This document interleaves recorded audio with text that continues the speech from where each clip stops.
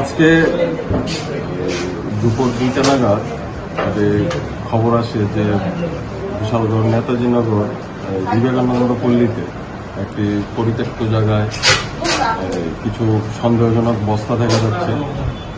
তো ওই সংবাদের ভিত্তিতে আমরা ওই এলাকাতে আমাদের সাব ইন্সপেক্টর সিওরিক যাই, গিয়ে ওই পরিত্যক্ত জায়গায় সার্চ করে 3টি বস্তা পাওয়া যায়, যার মধ্যে দেখা যায় স্কপ জাতীয় সিরাপ আছে, অবৈধ সিরাপ আছে।